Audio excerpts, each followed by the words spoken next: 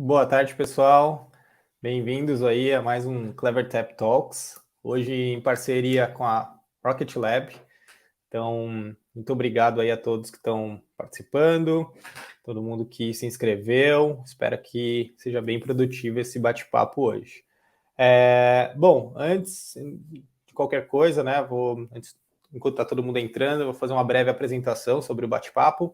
Primeiro, sou o Luiz, sou Sales Manager aqui na CleverTap, e hoje a gente está se reunindo aqui profissionais para debater um pouco sobre o mercado financeiro e como esse mercado tem evoluído com os últimos anos, né? Realmente, depois do início da pandemia, isso deu um boom no mercado principalmente de aplicativos, e aí também com muita concorrência, está crescendo bastante, e a gente precisa ter boas estratégias tanto de aquisição como de retenção, engajamento e tudo mais. E aí, antes de pedir para os nossos convidados se apresentarem, queria agradecer, né, ao Felipe e a Daiane, né, primeiramente, pela participação e por toparem compartilhar essas experiências com a gente. E aí, agora eu vou passar a palavra para Carol, nossa parceira da Rocket Lab, para se apresentar primeiro. Olá, pessoal, boa tarde. Luiz, obrigada pelo convite, é um prazer estar aqui com vocês, parceiros de longa data já. Falando um pouquinho de mim, sou Managing Director da Rocket, a gente iniciou no Brasil no início do ano passado, daqui a pouquinho formamos 2 anos. Tenho 14 anos na indústria de marketing digital, e hoje a gente é uma empresa de tecnologia focada em app growth, então atuamos em aquisição de usuários e retargeting, e já atendemos 90% aí do mercado Latam. Então, estamos numa posição bem bacana e estamos presentes sempre para ajudar vocês todos. Obrigada, Fê, por ter aceitado o convite, Dai também, e vamos passar para as perguntas. Boa. Primeiro eu vou também passar agora para a Daiane se apresentar, por favor, Daiane da BeBlue. Oi, gente, boa tarde. Como o Luiz falou, eu sou a Dai, todo mundo chama de Dai, eu trabalho com marketing digital há 13, 14 anos. Entrei no BeBlue em 2019, entrei no time de UX, eu fazia a parte de conteúdo lá, né? E depois, por ter trabalhado tanto tempo com marketing, acabei migrando para a área de marketing, hoje eu sou head. O BeBlue, ele é um aplicativo, ele é uma fintech de programa de recompensa com produtos financeiros. Então, a gente trabalha e ficou muito conhecido com cashback, mas hoje a gente ampliou a nossa oferta de produtos também e tem outros produtos e outros lançamentos que a gente vai ter agora no segundo semestre, vai ser bem bacana. Trazer esse cenário para vocês um pouquinho diferente aí também de só produtos financeiros e também trazer esse outro contexto de recompensa. Boa, obrigado. E agradeço aí a participação e o convite, fiquei super contente. Boa, valeu, Dai, obrigadão. Felipe, agora, por favor, do Banco Pan. Boa. Luiz, primeiramente, obrigado pelo convite de estar aqui. Dai, prazer estar dividindo com você aqui. Boa tarde a todos. Bom, eu entrei esse ano no Banco Pan, mas já tenho 8 anos ali de mídia, de performance, né? Já trabalhei em grandes agências como a Jusce, já passei por outros grandes parceiros, outros veículos, empresa. Atualmente estou no Banco Pan, entrei esse ano. O Banco Pan é um banco já muito consolidado no cenário brasileiro. Fez um rebrand ultimamente, mais ou menos 2019, lançou a sua conta digital e cá estou eu coordenando toda a parte de aquisição e retenção de usuários com um baita time ali comigo em todas as squads. Então, esse é um pouquinho do resumo aí, gente. Valeu, Felipe. Bom, antes da gente iniciar também, queria convidar todos, né, a participar, mandar perguntas, comentários, o que precisar. A gente, no final, vai ter um tempinho para isso, para responder algumas dúvidas, perguntas, o que vocês quiserem aí. Então, fica aí o convite, que embaixo está passando aqui para escrever no nosso chat. E vamos lá. Para iniciar, né, dar um pontapé nessa discussão, queria trazer uma pergunta mais geral, realmente, para essa abertura, né? E aí eu queria falar que, diante desse cenário cada vez mais digital do setor financeiro, a gente vendo aí o consumidor ficando mais exigente, né? Ainda mais pela vontade de eliminar um pouco as burocracias que a gente sabe que tem no setor financeiro tradicional, e aí o digital vem muito para quebrar isso. Aí eu queria entender com vocês, desculpa, qual é a visão de vocês especificamente do mercado financeiro quando o assunto é aquisição de clientes e como isso se difere de outros mercados? E aí eu vou começar com a Dai, e aí depois a gente vai trabalhando com o Felipe também. Beleza.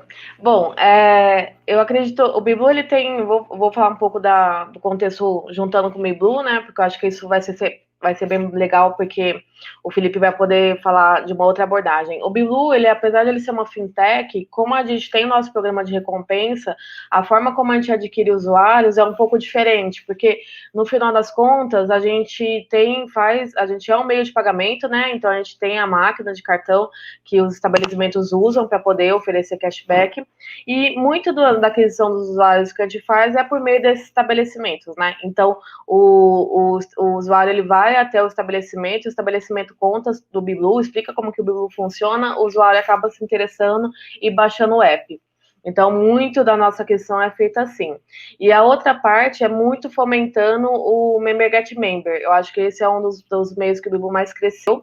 A gente também faz anúncio, também faz performance, investe bastante nisso, mas a gente consegue aí uma boa aquisição de usuários por meio de indicação, seja por parte dos próprios usuários, né? Seja por parte também dos estabelecimentos e atendentes que acabam fomentando o aplicativo, indicando o produto, né?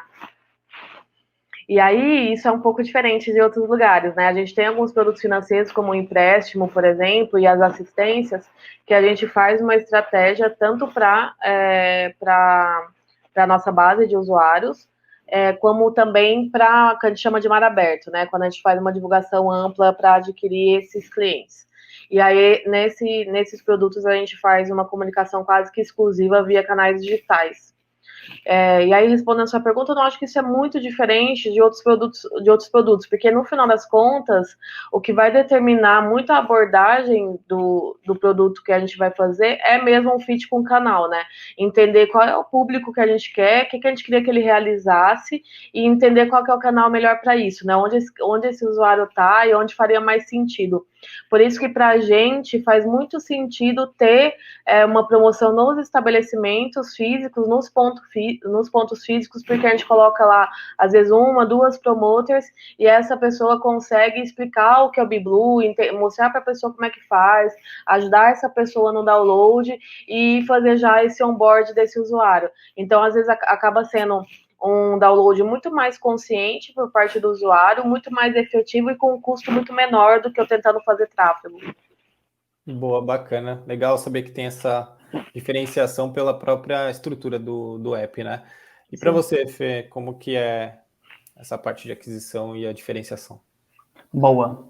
Eu queria entrar um pouco no cenário mais macro de bancos, né? Porque o que a gente está vivendo hoje aqui no cenário financeiro é único, né? A gente está passando por uma revolução que por muito tempo os bancos não se aproximaram dos clientes, não diferenciaram, não trouxeram mais tecnologias. Então, mais recentemente, se a gente pegar os 4 últimos anos, a revolução que aconteceu na indústria financeira foi muito maior do que os 10 últimos anos, né? Então, é muito legal estar participando dessa revolução, de estar construindo isso junto com o Banco Pan.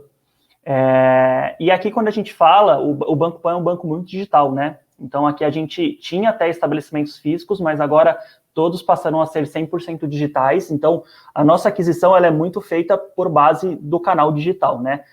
Então, Google, Facebook, a gente tem outros parceiros também aqui trabalhando com a gente, e muito focado via app. Então, a gente tem alguns caminhos diferentes.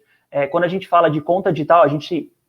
explicando melhor, né? A gente tem a parte de aquisição, que a gente chama, né? Por onde a gente aquisita esses usuários? Por onde ele vem? Ele pode vir ou por conta digital ou por cartão de crédito, né?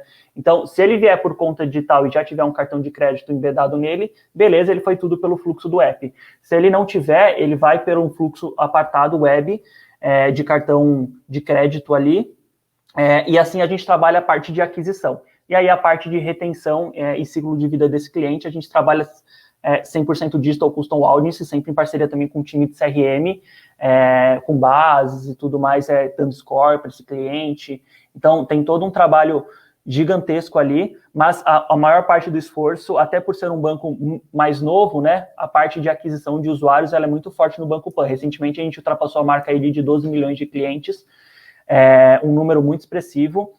Recebemos também, saiu até na Euromoney, o prêmio de banco com a melhor transformação digital de 2021.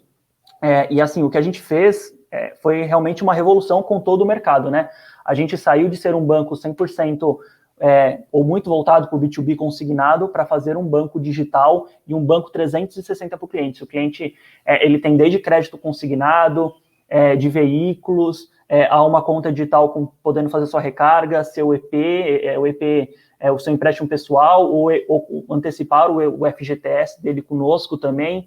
Então, a gente recentemente lançamos o Marketplace e adquirência também. Então, é um banco muito completo que traz todas as possibilidades para um usuário. E aí, quando a gente fala de aquisição, a gente tem essas duas diferenciações e sempre por meios digitais, bem focado em app ali, com CRO bem agressivo também. Boa, valeu, Fê. Obrigado por compartilhar. Acho que a Dai gostaria de comentar algo em cima do que o Felipe falou. O Felipe comentou um negócio muito interessante quando ele começou falando assim que recentemente os bancos eles fizeram uma aproximação com o usuário que antes não tinha, né? Isso é muito interessante porque a gente tem alguns produtos, né? Alguns mercados, né? Como o mercado financeiro o mercado imobiliário ainda apesar da revolução que teve nos últimos tempos, né? Mas era um mercado que a gente nunca pensava assim que a gente ia ter usuários apaixonados, né? Pela marca, assim, eram coisas chatas. O banco era uma coisa que você tinha que cumprir, né? E aí hoje não é mais assim, a gente tem grandes marcas que a gente sabe que as pessoas são apaixonadas pela marca, a gente criou fanboys, né, das marcas, assim, marcas financeiras. E isso é bem interessante quando a gente fala em aquisição, porque toda vez quando a gente vai falar de aquisição, a galera pensa sempre muito, se a gente fosse lá lembrar das métricas piratas, aí tá ali o primeiro, né, de aquisição, muito separado. E aí quando a gente fala de recomendação, por exemplo, isso vira uma outra coisa, que parece que não tem a ver com aquisição. Muita gente às vezes não associa uma coisa com a outra, né? E isso que o Felipe falou foi muito massa, porque traz esse tópico para a conversa, que a aquisição, ela nem sempre precisa vir por canais tradicionais de aquisição, né? A própria recomendação, ela é um ótimo canal para a gente adquirir usuários, né? E quando eu comentei com o Member Get Member, é justamente isso, né? A gente usa a própria recomendação como uma das nossas maiores fontes de aquisição de usuários. Então, isso é bem massa, acho que os produtos financeiros, os produtos bancos e outros produtos de financeiros que antes era uma coisa só para solucionar um problema ou uma burocracia que as pessoas tinham que conviver, hoje já mudou o cenário. Então, mesmo também depois dentro das derivações de produto, igual o Felipe comentou ali, né, quando a gente está falando de crédito, está falando de cartão, etc., as pessoas também recomendam muito, né, então elas vão lá e falam, pede o cartão ali naquele determinado lugar, porque ali eu fui aprovado, faz a conta ali, porque eu abri ela em 2 minutos, não teve burocracia, então a recomendação acaba sendo uma fonte de aquisição muito rica e às vezes muitas pessoas ignoram. Boa. E o legal disso tudo também, Dai, complementando, tem 2 pontos muito interessantes, né? A gente tem 2 garotos propagandas da marca, então é o Rodrigo Faro e a Jojo Todinho mais recentemente. Quando a gente colocou a Jojo ela tem um linguajar muito próximo do público, né? Ela não fala o linguajar do financeiro, ela fala o linguajar do que o povo quer ouvir, ela desmistifica, né? E é isso que o Banco Pan, ele traz, né? Ele quer trazer esse linguajar próximo, ele quer explicar como a pessoa entende, não falar de CDB, de juros composto. Cara, o que para mim, como que eu resolvo essa situação? Então, aproximar esse linguajar do cliente para a gente é quase que lei aqui, sabe? Como que a gente faz isso? E quando a gente lançou os vídeos da Jojo, a gente viu uma repercussão na web, assim, absurda. A gente falando, cara, que massa, só de ter a Jojo aí já vou abrir a conta nesse banco. Então, isso aproxima muito. E a gente também tem um outro ponto muito legal de se comentar, que é uma parte muito forte de aquisição com influenciadores, né? Então, a gente tem uma rede muito bem consolidada aqui de influenciadores e que invariavelmente aproxima, né? Porque se eu sigo uma pessoa, eu sigo por afinidade de algum tópico, né? E se essa pessoa me recomenda, é muito engraçado, que aí a gente vê, cara, são números muito legais, a entrada de onboarding, os números como funciona no onboarding, ver isso, a diferenciação de cada veículo no onboarding é bem massa de ver, assim. Boa. Bacana, gente. Acho que a primeira pergunta já deu para comentar bastante coisa, mas vamos entrar em algumas específicas agora. Pensando quando vocês lançaram o app, né? E aí eu entendo que BeBlue já nasceu com app e Banco Pan justamente deixou de ser físico e focou muito mais no app agora há pouco, né? Algum tempo atrás. Como que vocês começaram com aquisição? Então, adicionaram canais orgânicos primeiro ou foi simultaneamente com canais pagos? Como que foi? Se você quiser comentar já, Fê, em seguida a Dai pode comentar também. Boa. O banco, eu não estava aqui quando foi lançado o banco digital, mas eu tenho todo o histórico de como funcionou. O Banco Pan já era um banco muito consolidado, então ele tinha uma base de clientes muito grande voltados para consignados e financiamento de leves e pesados, né?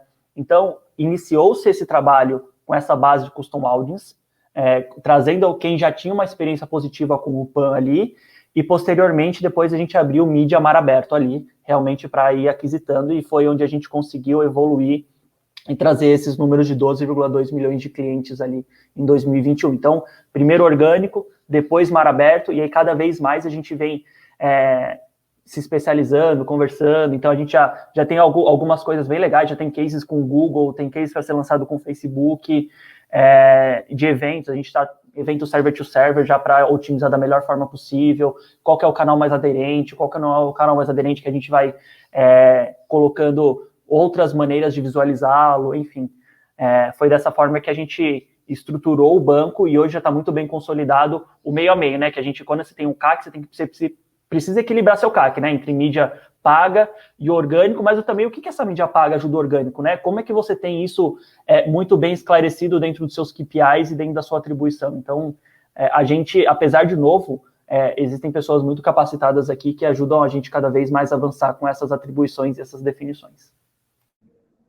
Bacana, Fê, obrigada. Dai, você quer comentar como funcionou com vocês o início da aquisição? Sim, o BeBlue foi muito, né, assim, único, porque eu acho que ele foi, se ele não foi o primeiro, ele foi um dos primeiros a trabalhar com cashback, né? Foi ele que introduziu essa modalidade no Brasil. E aí foi uma estratégia ultra agressiva, né? A gente tem ainda o core nosso, que é o PMG, que a gente chama, né? Que é Posto, Mercado e Gasolina. E aí, principalmente com postos, né, a gente fazia uma ação super forte lá, que era dar um percentual de cashback bem agressivo, né? Então, 20%, impostos, isso é muito agressivo. 20% é hiper agressivo. Aí 20, até teve uma vez que deu 50% assim no posto, foi assim, criou fila, saiu no jornal e tudo mais. Então, a gente usava a própria estratégia do cashback em si para viralizar. Então, no início foi muito orgânico, a gente gastava sim muita verba, mas subsidiando as campanhas em si, não tanto no tráfego direto, por exemplo, né, fazendo campanhas de anúncios. A gente fazia subsidiava essas campanhas, então a gente ia lá e dava 50%, 20% no posto, dava 100% de cashback numa gastronomia, chegou a dar 110%, assim, então super engraçado, porque a pessoa comprava e devolvia e ganhava troco, né? E um próprio vídeo que a gente fez no começo, que foi um vídeo pegadinha, entre aspas, assim, que era um vídeo que parava as pessoas no semáforo e devolvia dinheiro para elas do nada, assim, aí as pessoas ficavam chocadas, do tipo, por que tá me dando dinheiro? Aí, é porque o Bibu devolve dinheiro, e aí a gente patrocinava esse vídeo para ele correr orgânico na praça que a gente estava abrindo, mas era isso, então assim, viralizava muito, foi um efeito muito viral, porque era um conceito, ainda né, o cashback agora, obviamente, muitas pessoas aderiram, já está em muitos e-commerces, mas ainda assim é um conceito novo, mas na época, em 2016, finalzinho de 2015, era absolutamente novo, então viralizou muito, as pessoas achavam que era fraude, achavam que era rolo, até hoje, muita gente pergunta se é fraude, porque elas não conseguem entender como é que o dinheiro volta para elas, né? Então a gente fez assim, no começo foi muito orgânico, com base na novidade em si, né, da modalidade do produto, e usando as próprias ofertas como viralização. E junto com isso, o Member Get Member, que eu vou ficar falando porque a gente usou bastante. Porque aí a gente também, a pessoa baixava o app, convidava um amigo, aí os dois ganhavam um percentual, acho que era R$10, não lembro, porque eu também não estive no começo, tá? Mas era assim, a pessoa indicava, usava o link, aí a pessoa que baixou ganhava R$5 e o amigo também ganhava R$5. Essas foram as duas principais estratégias que a gente usou no começo, que o Bilu usou no começo. Bacana, é interessante ver como uma coisa complementa a outra, né? Olhando aqui do lado da Rocket também, quando a gente tem uma campanha de um app específico e ele tem uma força em outras mídias também, seja de forma orgânica ou entrando em algo offline, etc., a gente realmente vê que a força da marca também ajuda com que a campanha de performance funcione muito melhor. É bem visível isso. E aí, entendendo que vocês vão fazendo esse mix entre orgânico e mídias pagas, quando que vocês entendem que é o momento ideal de adicionar um novo canal pago? Como que vocês fazem como é que vocês medem esse momento certo? Pode comentar, Fê. Boa. A pergunta polêmica essa daí, hein? Primeiro que eu não sou a favor de muitos canais rodando, porque o inventário é finito, né? Então, toda vez que surgem novos canais, e a pessoa fala, não, porque eu faço um negócio que ninguém faz, e não sei. Cara, é muito difícil. Invariavelmente, no final, muitos das empresas acabam caindo nas redes do Google e tudo mais, e a gente acaba concorrendo, né, entre a gente. Então, faz pouco tempo aqui, a gente tirou alguns canais, e deixamos alguns poucos ali, até porque a gente sabe que quando a gente fala de apps, né, campanhas para apps, o Brasil é o país com maior índice de fraudes nas campanhas. Então, ter parceiros que sempre estão com você e que têm uma escalabilidade, acho que é essa palavra, é o mais importante de tudo, né? Você precisa ter um parceiro seguro e com alta escalabilidade. Se você precisar reduzir, você vai conseguir. Se você precisar escalar, esse parceiro vai estar contigo. Então, ter parceiros a longo prazo, para mim, é mais importante do que ter uma maior quantidade de parceiros, porque, invariavelmente, se você colocar 50 ali, você vai estar concorrendo entre você.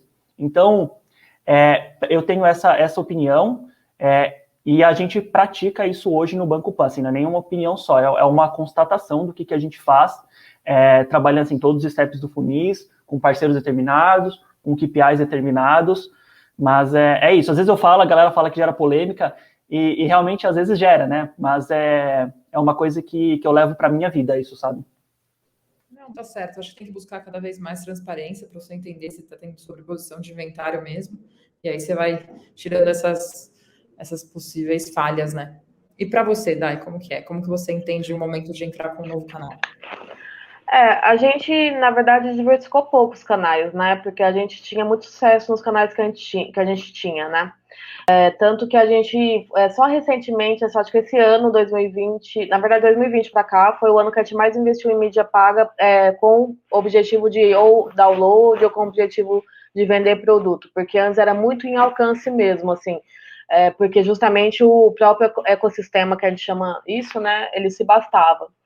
Então, e aí esse ano, justamente o meu maior desafio, assim, o desafio que me deram, o principal foi diversificar canais. Justamente porque eu acho que todo mundo está sentindo, não é novidade para ninguém, o quanto aumentou investir em anúncios pagos, né?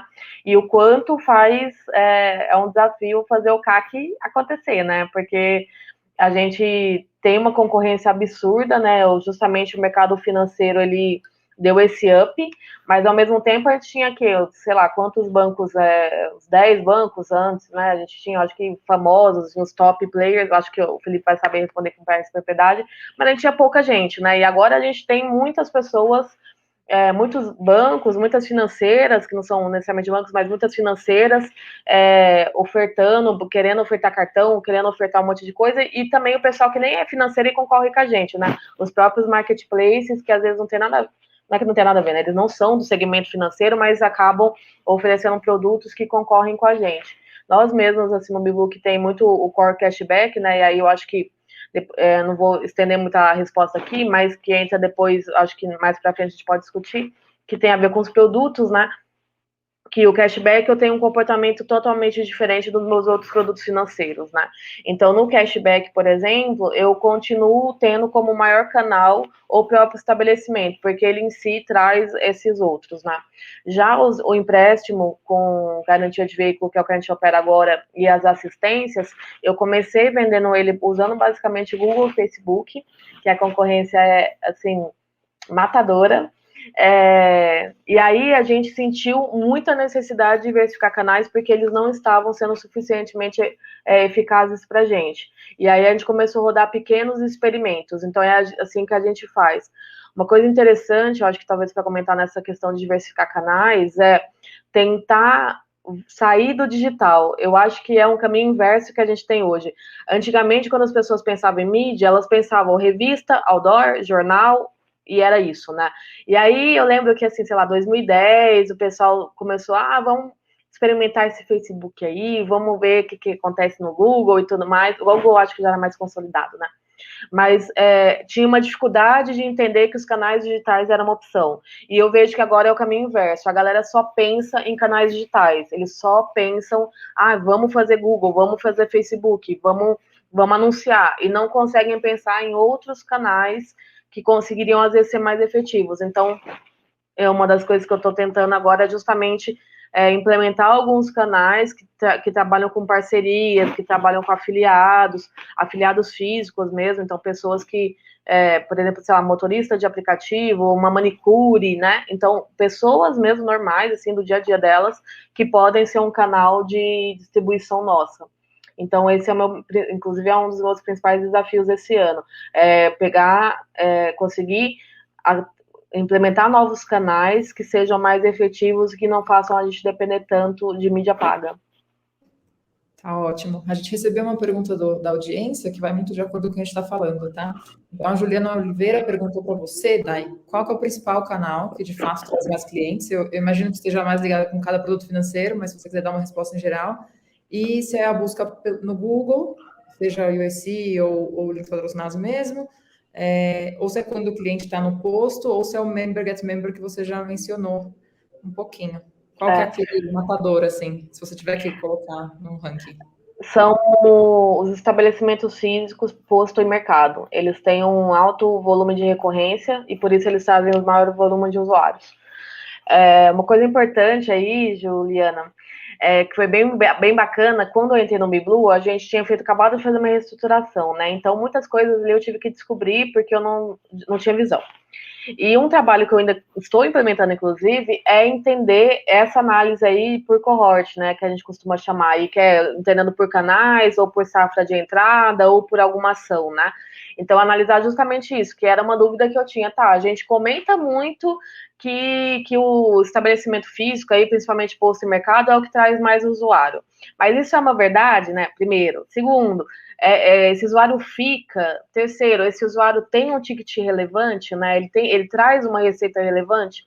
Então, isso são coisas que eu ainda estou descobrindo, porque não é uma coisa fácil. Eu acho que isso é um desafio para todas as empresas também, né? A gente tem toneladas de dados, a gente tem milhões de usuários e entender esses dados, tabular esses dados, não é a coisa mais fácil do universo, né?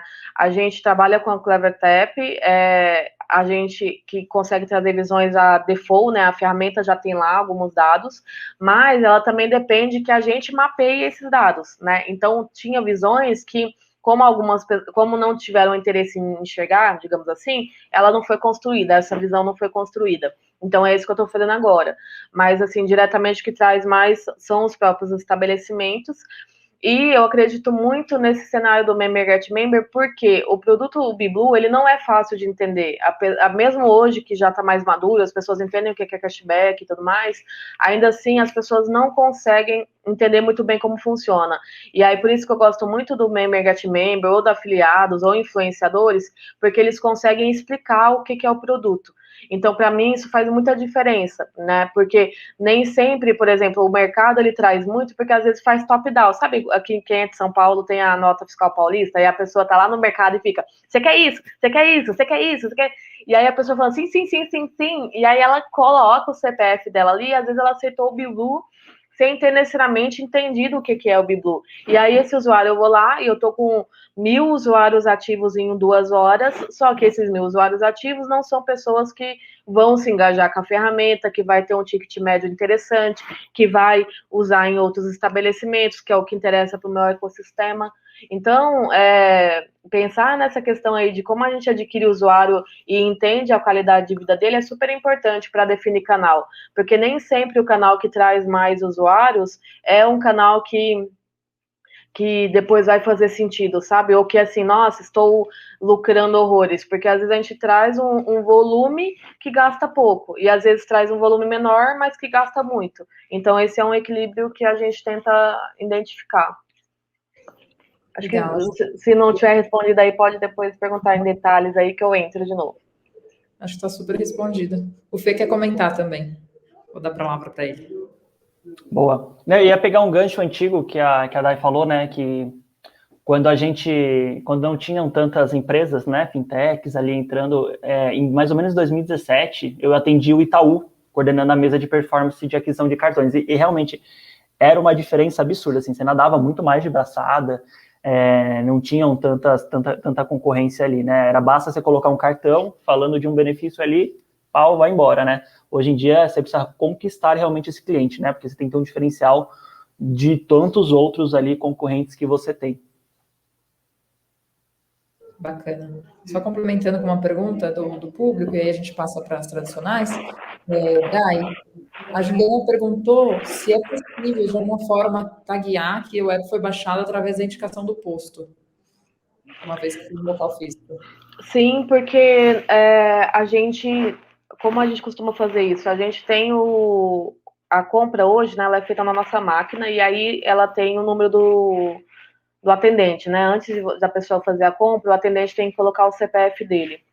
E aí a gente atribui, e para a pessoa ganhar o cashback, ela também tem que pôr o CPF dela, né? Então aí a gente consegue atrelar esse CPF, o CPF do usuário ao CPF do atendente, e aí a gente consegue depois entender isso, né? Que aquele usuário ele veio pelo atendente X e esse atendente X faz parte do estabelecimento Y. Então a gente consegue, inclusive, entender qual estabelecimento que está mais trazendo, que traz mais usuário, e inclusive qual que é o atendente que mais fomenta o download do aplicativo, né? E aí, em alguns momentos, isso era remunerado. Às vezes a gente fazia a campanha dos atendentes, e aí a gente construía ranking e tudo mais, e aí a pessoa conseguia também ganhar igual o Get Member, já que a gente dava um valor para o usuário indicar o amigo, a gente também dava um valor para o atendente indicar o aplicativo. Então a gente consegue sim a entender de onde vem o download. Só complementando aqui, Dai, também, no limite, se ela não tiver essa proxy, né, de cruzamento de dados, ela pode fazer um QR Code tagueado e dentro da MMP dela conseguir capturar esse dado de onde foi. Então, faz um QR Code para cada um dos estabelecimentos ali e aí consegue capturar certinho de onde que veio essa informação e de onde veio esse download. Isso. E como a gente também é um meio de pagamento, aí o que acontece? O usuário ele tem que criar a conta, né? Às vezes ele põe o CPF e não cria a conta, que aí é o que a gente chama de pending, isso. E que sempre é uma coisa que a gente tem que correr atrás também, né? Justamente diminuir sempre esse número de pessoas que estão pondo o CPF e não estão baixando o app, criando a conta. E aí, depois que a gente dá uma semana de janela para isso acontecer. Então, se durante uma semana o usuário que tinha posto o CPF em determinado estabelecimento criar a conta, aí eu vou atribuir a esse lugar que ele colocou o CPF pela primeira vez. Mas aí, super bem falado, Felipe, que para quem tem um outro contexto que não seja tão parecido com o meu lá, que é muito na máquina, né? Fazer o QR Code aí super funcionava, ou vouchers também, né? Boa. Eu queria trazer agora, na verdade, mais agora que a gente já falou pela parte de aquisição, queria falar um pouquinho mais de engajamento, indo mais para o lado de como vocês retêm esses clientes. Então, e também queria falar assim, sabendo que a gente tem ideia de que não tem uma boa estratégia sem ter um KPI, aí eu queria falar mais de KPIs. Quais são os KPIs mais importantes para determinar uma boa estratégia, principalmente de engajamento e de retenção? Como que vocês veem isso? Vamos começar pelo Felipe. Boa. Nessa daqui, assim, no final, quando a gente fala de retenção, a retenção, ela nada mais ativação do usuário, né, nada mais do que a aquisição de algum produto, né, ou fazer alguma coisa dentro do app. E isso sempre está vinculado, obviamente, a uma ação, e essa ação, ela gera um CPA, né, para você medir a sua eficácia, porque você está fazendo alguma coisa ali, seja mídia ou seja orgânico, você consegue medir a taxa de conversão, se for pago é CPA. Então, invariavelmente, ele vai cair numa ação, né? Quando a gente fala em retenção, eu acho que a gente precisa dar um passo atrás e pensar quais bases eu estou trabalhando, né? Você já tem algum modelo de propensão para os seus clientes? Por que eu vou oferecer serviço X ou serviço Y? Nesse lifetime do cliente, inclusive a Dai já comentou, a gente trabalha muito cohort também aqui, né, por safra do usuário. Então, será que tal safra vale mais a pena eu colocar um produto de maior propensão para ela, um produto de maior ticket médio, porque ela já está mais tempo no banco? Na safra inicial, eu coloco um produto de menor ticket médio, porque ela vai testar o banco, ela não vai chegar já contratando todos os produtos do banco. Então, o modelo de propensão talvez seja mais importante para a retenção do usuário do que necessariamente quais KPIs você mede, né? Porque o KPI ele vai estar intrínseco, ele vai ser um sucesso, aí você tem, seja o seu KPI de CPA, seja a taxa de ativação do app para aquele usuário, para cada safra na cohort, mas os meus pontos são esses. Aí, Dai, se você quiser complementar, fica à vontade. Boa. Uma coisa que eu amo esse assunto, gente. Eu podia ficar aqui umas 485 dias falando disso. Uma coisa muito massa para a gente pensar antes, né? Porque quando a gente fala de retenção, geralmente a gente vai trabalhar, pensar em manter o cliente, né? No mínimo da compreensão é isso, né? É manter o cliente com você. E aí, só que aí isso entra outra coisa, que aí manter o cliente comigo gerando receita. Manter o cliente comigo adquirindo outros produtos. Então, acho que a primeira coisa que a galera, assim, isso é super ouro, tá, gente? Assim, a primeira coisa para se pensar você quer reter o cliente para quê? Né? Então, a primeira coisa que você tem que pensar é isso. Eu sei que isso é óbvio, né? Mas, assim, muita gente não pensa nisso, porque a galera fica assim, nossa, o nosso LTV é 4 meses, é 12 meses, é 25 meses, é 3 minutos no site, é 15 minutos assistindo uma live. Né? Então, assim, você quer... Primeiro, para você estabelecer o que é importante para você, que é o seu KPI, né? Que aí é justamente até lá a importância de negócio para alguma métrica, você entender por que você quer reter seu usuário. Enquanto você não entender isso, você não vai saber que alavancas você mexe, o que você mede e o que você muda, né? Então, acho que a primeira coisa você quer reter o seu cliente para quê? Né? Para vender mais, para vender outro produto, para ele indicar, para ele aumentar... o quanto ele gasta, ele aumentar a receita. Então, a primeira coisa a estabelecer é isso, né? Tentar entender por que você quer reter o seu cliente. A outra coisa é entender o que é não reter o seu cliente. Isso é super importante, porque as pessoas falam churn, churn, churn, churn, mas aí se você perguntar para a pessoa, o que é churn para você? Muita gente não vai saber o que é. Não, churn é desinstalar o app. Não, churn é ficar inativo. O que é ficar inativo para você? É o cliente não usar o seu aplicativo durante tanto tempo, é o cliente não usar o seu cartão, é o cliente que nem um produto que tem uma recorrência mais baixa, que nem um empréstimo. A pessoa não vai ficar pedindo um empréstimo a cada 2 semanas. Mesmo que ela pedisse, você não ia conseguir oferecer, né? Então, o que é um churn num produto de empréstimo? Então, eu acho que uma das coisas mais importantes a gente às vezes vai muito, principalmente no começo de carreira, as pessoas estão começando a carreira ali e a gente não entende, é muita métrica, muita sigla e é muita coisa, e a gente fica ali perdido querendo medir tudo e querendo estabelecer indicadores, KPI, métrica, e a gente não para pensar o que é importante para a gente e o inverso disso. Né? Então, quais são as missões que a gente gostaria que o nosso usuário tivesse, para entender o contrário disso, para entender o que é um churn, o que é um usuário inativo, o que é um usuário prestes a churnar, né? Então, acho que a primeira coisa seria pensar nessas duas coisas. O que é importante para você, por que você quer manter o seu cliente, e aí quando você entender o porquê que você quer manter o seu cliente, vai ser mais fácil para você estabelecer quais seriam os seus indicadores de sucesso e também entender o que acontece quando o usuário está perto, o que acontece quando você está prestes a perder o seu cliente. Boa. Continuando assim mais nesse assunto de retenção e como que depois da aquisição, como que vocês trabalham essas estratégias, eu queria entender também quais estratégias vocês lembram que ajudaram os usuários que estavam inativos a consumir o seu produto novamente? Como vocês reativaram alguma base? Se puder dar um exemplo, assim, seria bacana aí, Fê. Boa.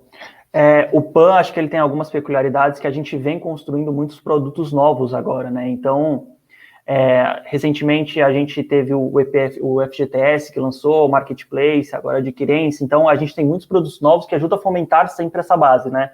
Então acho que o primeiro ponto é novos produtos, novas estratégias, sempre ajudam a engajar. Obviamente, quando você fala de empresas mais consolidadas como Itaú, Santander e tudo mais, que já tem todos os produtos há muito tempo, não, mas quando você fala de fintechs que sempre tem produtos novos a serem lançados, olhar oportunidades de negócio dentro dos seus consumidores é muito importante, assim como a adquirência foi colocada como uma oportunidade de negócio aqui encontrada dentro do PAN, né, sabendo-se quem são as pessoas em nossa base. Então, aí, pegando todo esse gancho, conheçam as pessoas da sua base, conheçam seus clientes, porque conhecendo os seus clientes, vendo o que eles respondem como formulário, quando eles viram um cliente seu, ali encontram-se todas as possibilidades de engajar esse cara, porque não adianta você criar um produto e tentar encontrar usuários para dentro do seu app, né? Você vai ter que entender quem são essas pessoas e criar um produto para eles. É um caminho muito inverso do que as pessoas fazem hoje. Lança um produto aí, depois a gente encontra os usuários dele.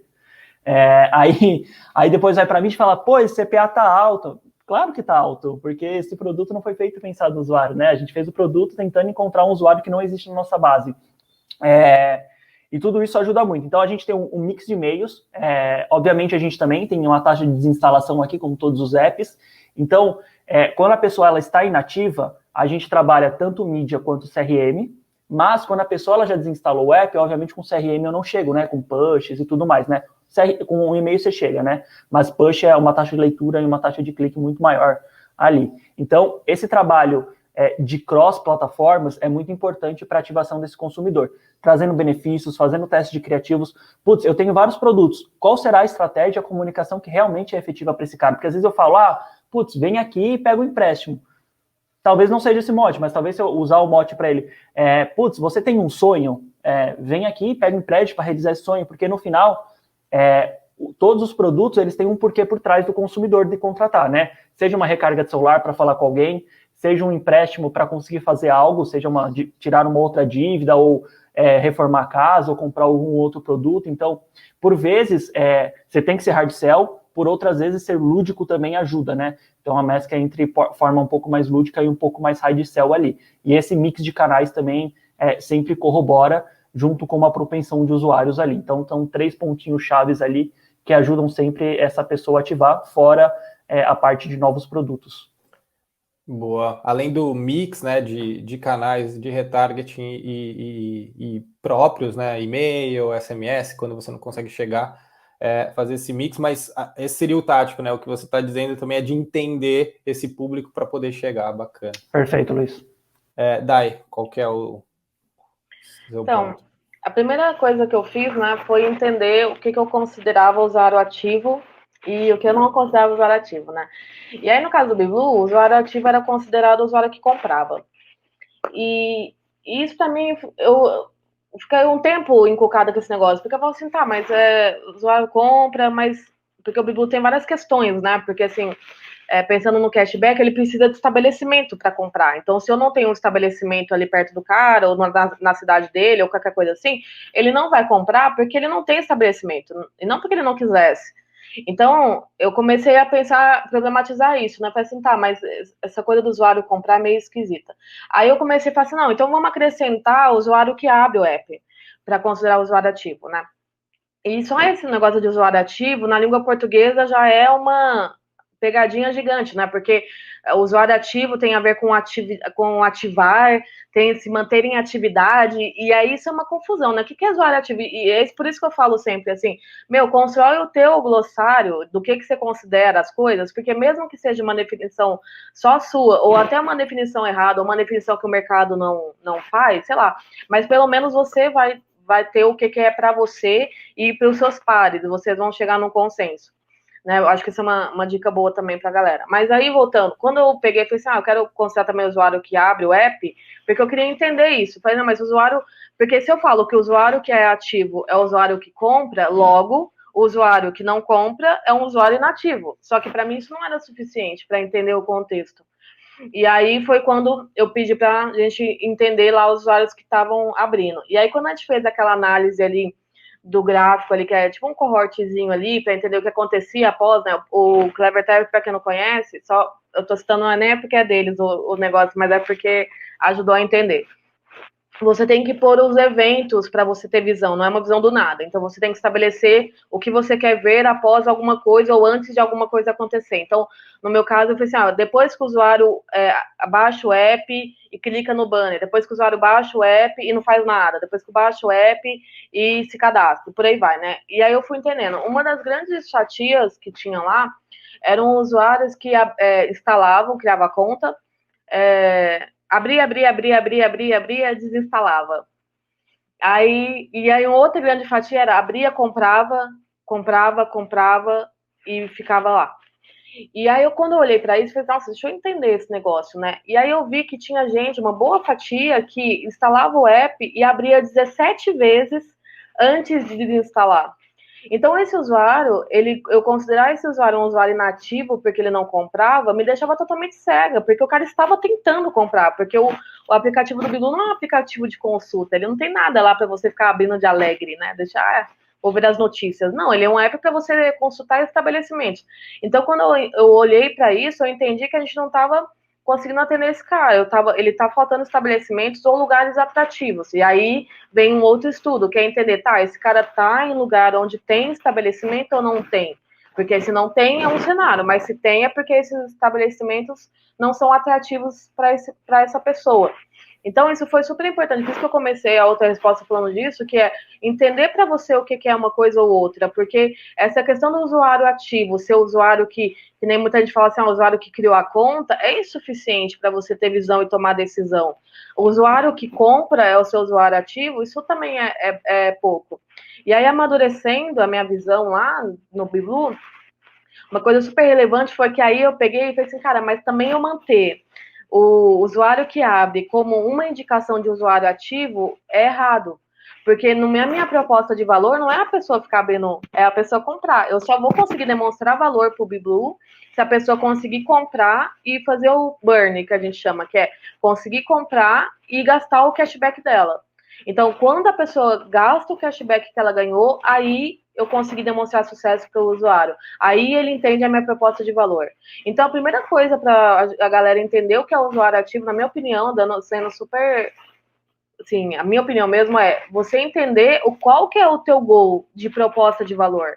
Porque é só isso que você deveria considerar um usuário ativo. Se a pessoa não está chegando em um ponto onde ela consegue entender a tua proposta de valor, esse usuário ainda não pode ser considerado ativo, porque ele ainda não entendeu para que você serve. Então, ele pode te earnar a qualquer momento, ele pode te trocar pelo concorrente a qualquer minuto, né? Então, aí, o que virou, o que foi legal aí, que é para compartilhar? Que, no final das contas, o indicador de abertura do app virou, para mim, um indicador de retenção. Porque eu entendo que se o usuário ainda está abrindo o app, é porque eu ainda estou conseguindo reter ele na minha base. Mas ele vai estar, se eu não fizer com que ele compre, ele vai te earnar. Então, isso é muito importante para a gente entender quais indicadores a gente olha, por que é importante olhar e o que a gente quer com ele. Porque senão a gente fica com um monte de uma dash lá, maravilhosa, brigando com todo mundo para construir dash e não fazendo absolutamente nada com ela, porque a gente não entende o nosso negócio e nem o que é importante para o nosso usuário. Eu falei para caramba e eu não sei se eu respondi, no final das contas, a pergunta direta. Sim, tá super respondido. Acho que o Felipe também quer comentar algo, acho que dentro do que você falou. Boa. Acho muito bem explicado pela Dai, né, todos esses pontos. Para a gente aqui, um usuário ativo é um usuário que fez alguma movimentação financeira, né, seja utilizar o cartão. Como a gente tem muitos produtos de recorrência aqui, fica um pouco mais fácil de usar isso, né, porque a gente tem vários produtos. Se contratar um EP, eu sei que ele não vai contratar daqui 3 dias, 4, 5 dias, ou um mês, ou um novo EP, obviamente, né, mas eu tenho recarga, eu tenho movimentação financeira de cash-in, de passar cartão, enfim, tem várias movimentações. E a gente fala que aqui o nosso conceito é um conceito duro, que é um usuário que fez uma movimentação financeira nos últimos 30 dias. Então, se ele não fez uma movimentação financeira nos últimos 30 dias, ele é considerado inativo. E, obviamente, como você falou, Dai, aqui a gente também considera esses outros KPIs como realmente KPIs. Mas a parte realmente, o que é um usuário ativo é uma movimentação financeira. E como você falou, cada um precisa entender o seu negócio. É um negócio de ativação contínua? É um negócio que o cara vai comprar hoje, daqui 4, 5 meses vai comprar outro? Você não pode considerar um mês, né? Então, você tem que ter uma janela um pouquinho maior de ativação com esse usuário. Porque se cada um olhar o que o outro está fazendo, o que é para o negócio, cara, talvez para o seu negócio não faça nenhum sentido isso.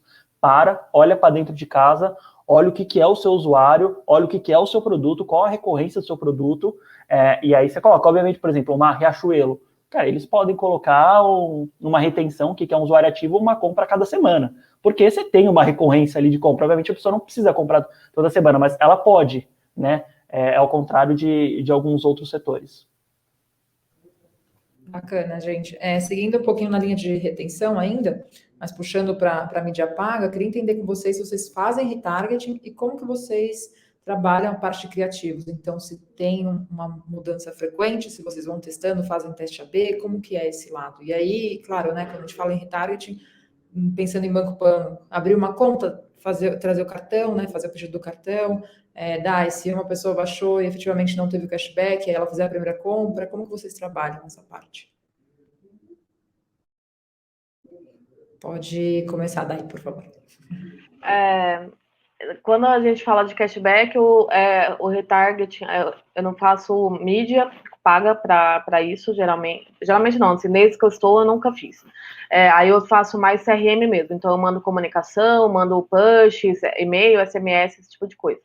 E aí, legal que eu lembrei o que eu não respondi na pergunta anterior, que é justamente uma das estratégias que a gente fez foi aumentar a nossa frequência de comunicação com pushes, citando estabelecimentos linkados a oportunidades. Então, assim, ó, é café da manhã, pãozinho quente com cashback, é almoço, vê lá feijãozinho no prato, sei lá. E é uma coisa super boa, mas deu super certo para voltar o usuário a ativar, porque aumentou o número de usuários que abriam o app e aumentou as pessoas que compravam, né? Então, quando eu falo de cashback, é mais uma comunicação mesmo via app. Já nos produtos, que aí é legal falar do retargeting com mídia paga, a gente não dedicava muita verba para isso. Porque a gente entendia assim, que a pessoa já tinha meio que sido negada, então não fazia tanto sentido eu ficar impactando ela várias vezes e tal. E também porque o nosso fluxo de empréstimo, por exemplo, ele não é ainda o mais redondo do mundo. Então, rolava algumas coisas que você ficasse fazendo retarget, podia prejudicar a experiência do usuário ainda mais. Mas na assistência foi super significativo fazer retargeting, porque a assistência não é um produto que a pessoa acorda falando, né? Eu vou fazer uma assistência residencial. Ninguém tá nem aí. E aí o retarget ele acabou funcionando como um processo educativo, né? Então, explicando para a pessoa por que seria importante fazer aquilo. Então, aí para a gente funciona mais. Mas ainda assim, a gente está ajustando isso. Criativos, por exemplo, em termos de criativo, eu ainda me envolvo muito com o texto, porque eu trabalho muito com conteúdo, né? É uma das coisas que eu mais fazia. E aí, pensando nesses momentos do que a gente está querendo, qual é a objeção, por que você está fazendo retarget, né? Por que ele não fechou da primeira vez? Por que você está tendo que fazer o retarget? Porque ele não entendeu o que era, porque ele achou caro, porque ele não entendeu os benefícios, porque, sei lá, porque estava ruim o site no dia. Então, aí a gente entende essas objeções e tenta fazer conteúdo sobre isso. E aí eu faço pra caramba. Eu sei que tem players que fazem mais, porque às vezes quando a gente faz uns bench aí pra ver o que a galera tá fazendo. Inclusive, alô, Banco Pan, tava olhando lá. Eu falei pro pessoal, vai lá investigar que eles estão sendo super baixados lá, falei pro meu time. Então a gente faz pra caramba, porque justamente para entender o que tá sendo a objeção maior que tá evitando o cliente comprar. Aí a gente usa Google e Facebook aí, respondendo a galera. A gente também tá testando umas outras coisas, mas não estão sendo muito significativas, então é Facebook e Google. E você, tem entrada em retargeting? Sim, acho que já falando um pouquinho do que a Day comentou, a gente está sendo realmente muito baixado. Nos últimos 2 meses, a gente só ficou atrás de Nubank e pau a pau ali com o PicPay, assim, relatórios de EPN e outras plataformas. Então, cada vez mais a gente vem crescendo muito feliz com todo o trabalho que vem sendo construído. A gente separa aqui 2 partes, tá, de retargeting. Então, o retargeting mesmo é a pessoa que entrou pela aquisição, né, e não converteu, ou seja, a pessoa que foi lá, baixou o app e acabou não abrindo uma conta, ou entrou no fluxo de cartão, mas acabou não contratando o cartão. E a gente tem outra parte que a gente chama campanha de reengajamento, que são as campanhas de ciclo de vida, tá? Que aí é os produtos mesmo de retenção de usuário. Focando nesses produtos de aquisição, A gente trabalha com modelo de atribuição também. Então, a gente sempre trabalha com um modelo de 1 dia para view, 7 dias para clique e 90 dias para instalação. Então, quando a gente trabalha com parceiros, a gente sempre olha na linha de campanha, porque quando a gente olha Tableau, modelo gerencial, obviamente o retargeting ele não é positivo, mas quando a gente olha a linha de campanha, eu brinco que ele é o pedreirinho ali que ajuda a construir as coisas, mas ninguém está olhando, né? Ele ajuda muito no back-office das coisas. E aí a gente, consequentemente, essa atribuição de 90 dias, a gente trabalha só internamente essa parte do retarget geral. Cada parceiro pode só trabalhar o seu retargeting da sua própria base, e aqui internamente a gente trabalha todos os parceiros, porque no final é uma audiência que a gente também está pagando, né? Se a gente deixar todo mundo trabalhar retarget, vai ficar uma coisa muito doida, o usuário recebendo 50 milhões de notificações do Banco Pan e não sabendo o que está acontecendo, vai aumentar os custos de plataforma MP também, porque tem muita coisa envolvida ali. Então, a gente costuma trabalhar os retargetings aqui via Google e Facebook também, e cada parceiro pode, obviamente, trabalhar a sua base por retarget também. A gente trabalha o todo porque a gente acaba ajudando todo mundo, né? É um dinheiro nosso que a gente coloca, porque eu fecho no retarget, como tem uma atribuição de 90 dias, pode ir para parceiro X, Y, ou para próprio Google e Facebook que eu estou trabalhando. Então, a gente faz dessa forma, tem dado muito certo, venha contribuindo bastante para a gente. E quando a gente fala de comunicação, a gente tem comunicação por step do funil, onde a pessoa parou. Então, uma comunicação mais explicativa. Cara, como é que se você parou ali, você tem que ter algum problema, seja de conexão, seja de confusão, de que você não sabe o que fazer ali naquele momento, mas você já está comprado com o mote, né? Você já sabe por que você está ali. Então, nessa parte de retargeting, muito de como eu ajudo o usuário a seguir em frente, né? Ou até contando outros produtos. Cara, vai, segue em frente. Você pode ter uma recarga de celular, você pode ter um FTTS, você pode ter um EP Clean, você pode ter milhares de coisas ali dentro do Banco Pan. Se você não sabe, aí a primeira comunicação é sempre de ajuda a esse cara, né? E a segunda de tentar dar um push de benefício ali para ele. Bacana. Estamos chegando aos minutos finais. Eu acho que foi muito interessante. A gente poderia ficar aqui mais várias horas, eu acho, né, Dai? Você também achou que tem espaço para falar mais, né? O que foi legal... Sim, eu falo que a gente tem que fazer, quando as coisas se regularizarem após a pandemia, aí eu acho que a gente tem que fazer um encontro, vai ser uma rave, para matar a saudade de encontros presenciais, a gente ficar uns 10 dias enfurnados, assim, num lugar, tipo, o Rock in Rio de análise, de aquisição e retenção, a gente tem que fazer. Um limite de horas, né? E o que eu acho legal é que ambos são aplicativos transacionais, né, financeiros, etc., mas com perfis, modelos de negócio muito diferentes. Então, um complementou o outro. Eu acho que para a audiência também foi bem interessante. Queria dar a palavra para vocês, caso queiram adicionar alguma coisa ou falar, estou contratando, tenho essa novidade aqui, enfim. Último minutinho. Vai lá, quem? Agora eu falei, eu Vai falo, lá, né? Dai. Bom, eu queria só agradecer, na verdade, pela oportunidade. Eu acho que, assim, fiquei muito feliz, porque eu acho que uma coisa super, eu acho que interessante para comentar, talvez quem está na carreira aí, que eu comentei, eu trabalho com marketing digital há 13 anos e tudo mais. Quando eu entrei no BeBlue, eu entrei no time de UX que eu comentei. E parece que eu não sabia nada. Parece que dia 1, assim, né? Não sabia o que era um computador, parecia. Então, esse universo de aplicativos e tudo mais, é um mercado, é uma área muito diferente do marketing digital puro. E o primeiro erro é justamente a gente falar marketing digital como se ele fosse uma coisa só. E é por isso que às vezes a gente vê lá mercados de afiliados ou infoprodutores, por exemplo, falando de 6 em 7, 7 em 7, 7 mil, porque, e falando que esse é o único marketing digital que existe, porque a galera ignora todo um big universo que não tem nada a ver com vender cursos de 30 horas por R$ 999. Então, eu acho que uma das coisas super importantes é fomentar esse tipo de debate, porque não são muitos lugares que estão falando sobre isso, falando sobre produto, né? Falando sobre como a gente faz aquisição, retenção, como que a gente mantém usuários. Isso ainda é muito novo. Eu odiava quando as pessoas falavam que as coisas eram novas no mercado digital, porque eu falava, faz 20 anos que eu trabalho com isso. Eu era a velhinha do Titanic, jogando o negócio falando, eu já trabalho com isso há 84 anos. Mas quando eu entrei no BeBlue e depois, principalmente na área do marketing, eu falei assim, meu Deus, isso é um outro rolê, assim, é outra vida, não tem nada a ver com o que eu fazia antes. E tinha a ver, mas muito pouco mesmo, porque são outras métricas, são outros entendimentos, você tem outro tipo de análise.